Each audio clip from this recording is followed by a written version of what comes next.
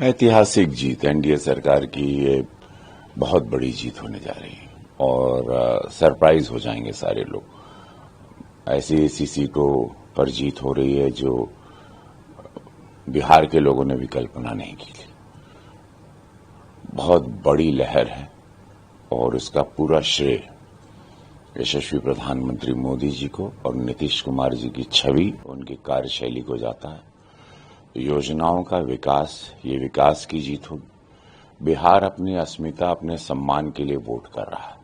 माताएं बहनें अपने जीवन में एक रोजगार के लिए 10,000 रुपये जो खाते में, 1 करोड़ जो सरकारी नौकरियां मिलेंगी, 1 करोड़ लखपति दीदी, तो ये सारी चीजें, सारी योजनाएं एक बहुत भव्य रूप और स्वरूप ले रही हैं। बिहार अपने आप को जंगल राज की ओर कभी नहीं अब जाना चाहेगा। बिहार वो धरती है जो एक ऐतिहासिक धरती है और भगवानों की धरती है, विद्वानों की धरती है, लिटरेचर के ज्ञानियों की, आईएएस आईपीएस की धरती है। बड़े बड़े दिग्गज हुए यहाँ पर, बड़े बड़े योद्धा हुए, बड़े बड़े मैथमेटिशियंस हुए यहाँ पर।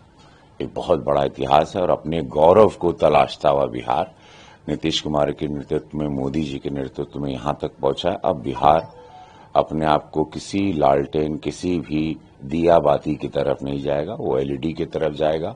आईए का हब बनेगा।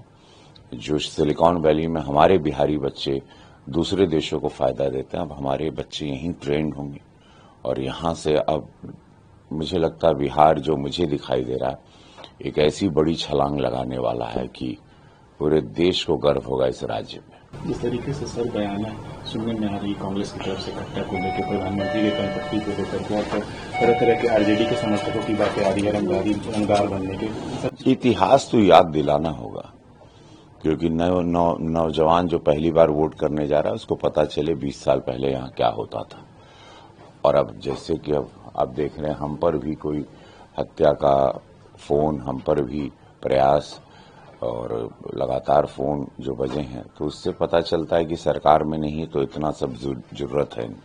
ये मानसिकता क्या है? ये एक डरावनी, एक समाज को भयभीत करने वाली मानसिकता को कभी सरकार में नहीं आना चाहिए। जो भी समाज को डराए, ऐसे लोगों का अब इस मोदी युग में ऐसे लोगों की कोई जगह नहीं। मोदी जी ने इस देश की दिशा, मानसिकता और एक दशा बदली है। जिस तरीके से लगातार हमले देखे जा रहे हैं सर, क्या बोलिएगा सर? मैं कह रहा हूं कि अभी सरकार में नहीं है तो इतनी इनका मन बढ़ा ही है। सरकार में कभी गलती से जीवन में आ गए तो फिर क्या होगा?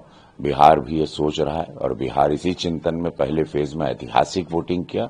एनडीए के पक्ष में पूरा वोटिंग हुई है और बहुत भव्य वोटिंग हुई है। उसमें एनडीए के सभी घटक दलों को बहुत लाभ मिला है। चिराग पासवान जी को मैं धन्यवाद दूंगा, कुशवाहा जी को, मांझी जी को और नीतीश बाबू को। मोदी जी का डेफिनेटली एक बहुत बड़े अभिभावक के रूप में, एक बहुत बड़े नेता के रूप में उनकी विचारधारा, उनकी सोच के साथ बिहार चल रहा है और उनकी सोच, उनका रोड मैप इस बिहार को लेकर बहुत ही भव्य है।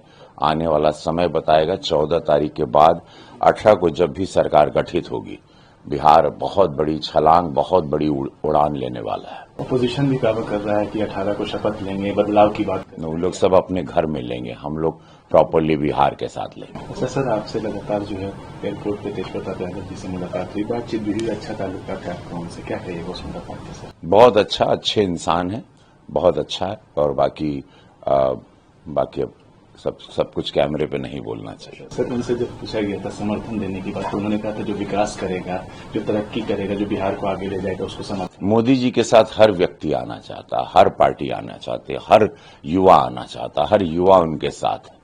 उसमें तेज प्रताप यादव भी एक युवा है, अच्छी सोच के, भले मानस है। और दमन-दीव में चुनाव के जो है नतीजे आ रहे हैं, बीजेपी जो है आगे दिख रही, जीत तक दिख रही, क्या कहेंगे सर? विकास, सच्चाई, निस्वार्थ संत मोदी जी जहां पर है वहां जीत आपको दिखाई देगी सदैव, याद रखिएगा।